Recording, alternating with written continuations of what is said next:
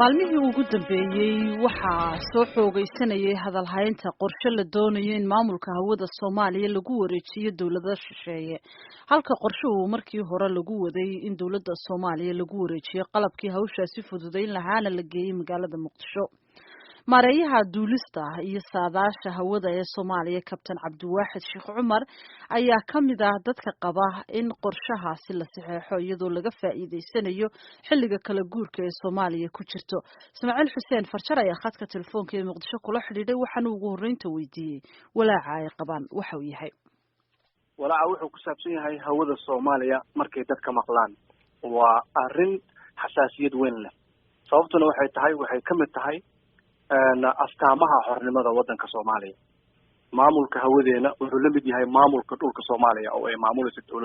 dawlad Soomaaliya si gaar ah balada taabto ku soo yar dhawaatid waxyaabaha walaaca gaarka inta guud waan isla wada ognahay walaaca gaarka abuuraya maxay tahay waxyaabaha walaaca goonida abuuraya waxa kamid ah in ay jiraan dhowr wadan oo dareensan ama la socda si wanaagsan ula socda in shaqaalaha Soomaalida ee hawada maamula iyo qalabka ay isticmaalaan inoosan ahayn mid si fiican loo keergareeyay ama loo hagaajiyay ama looga shaqeeyay marka waxa batay dacwooyin ka imaanaya diyaaradaha Soomaaliya kormara oo ku saabsan ismaqil la'aanta iyo laciiftinimada raadiyaha ay aan isticmaalno oo ah raadiyihii soo dawladda Soomaaliya ay isticmaali jirtay oo Muqdisho laga qaaday 1991 marka waad qiyaasi karaysaa marka adinku hadda radio technology ayaa ku jirtaan radio 25 years gaaraya da'diisa humidity-ga iyo dhibaatooyinka sababi kara in awoodiisu ay laciifto taana waxaa sii dheer in raadiyahaasi awal Muqdisho diyaaradaha uu kala hadli jiray laakiin hadda 500 nautical miles to the south Nairobi inuu dadka kala soo hadlayo marka sidee macquul ku noqonaysaa in diyaarad dul maraysa Hargeysa ama Boosaaso ama Muqdisho ay u maqlaan sidii diyaarad iyo dul taagan macquul ma marka dhibaatada waxay ka timid marka wadamadaas dareensan quality-geena iyo xiriirkeena xumaaday oo diyaaradaha la hadalkoodii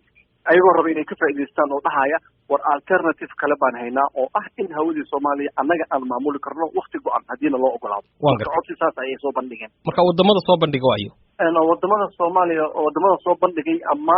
codsaday in fursadaas la siiyo waxa kamid ah Hindiya waxa kamid ah Ethiopia waxa kamid ah Kenya waxa kamid ah Seychelles laakiin waxay u badan yihiin wadamada anaga dariskana la ah marka goobta codsigaas ka dhacay waa xigay goobta codsigaas ka dhacay ama lagu soo bandhigay waxa weeye Mumbai India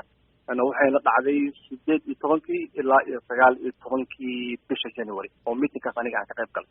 Soomaalida yaa metelay adiga ka sukow Soomaalida waxa metelayay aniga iyo director-ka air navigation-ka Ahmed Muallim iyo yar kale nala socday oo asigana la taliyo u ah wasiirka oo yiraahdo Qaliid Maxamed Qaliid laakiin mar hadda Soomaalida idinku metelayseen oo aadna maareeyihii duulista iyo saadaasha hawada ee Soomaaliya tahay idinka miyaan ahayn cidda xaqa u leh inay arrinta Soomaaliyeed ka hadasho oo ay tiraahdo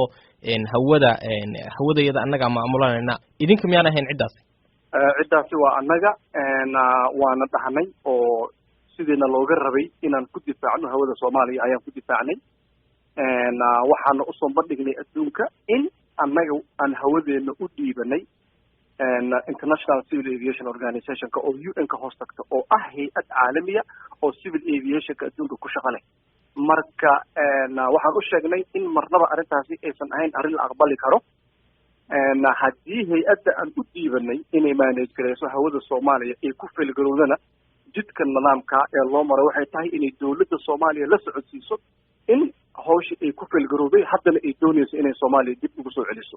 annagana markaas awooddaas waan leenahay oo hawsheena waan qabsan karnaa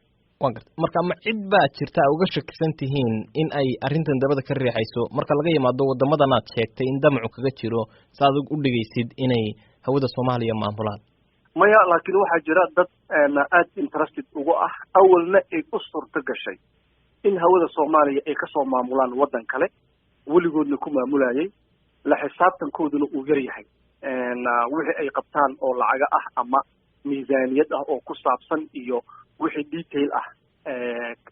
la xisaabtankooduna aad u yaraa oo doonaya inay iska sii haystaan marka dhibka yimid ee ismaqal la'aanta ah waxay ka timid maamul xumo dhinacaas ah oo laga hortegi karay laakiin aanan dhicin. waxaa kamid ahoo kale in radioyaal fara badan la iibiyo, in la dhigo meelaha relay serviceka laga sameeyo oo oo qabaarka loo rabo diyaaradda inay maqasho looga sii gudbiyo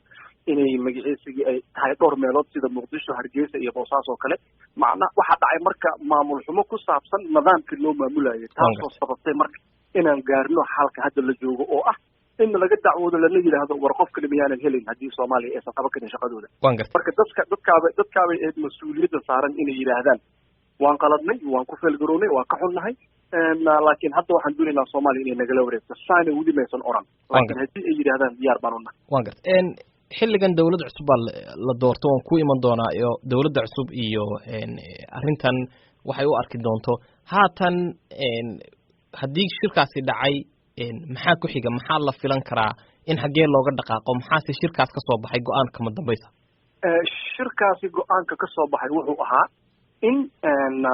dhibka ka yimid oo isku gudbinta diyaaradaha ka baxaya Soomaaliya ee Hindiya galaya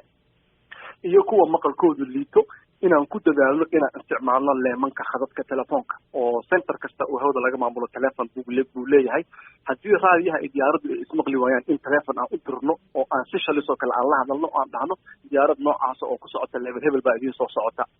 in magaciisigii siyaabo kala duwan oo lagula xiriiri karo ayaga aan samaysanay sida emailka, telefoonka gacanta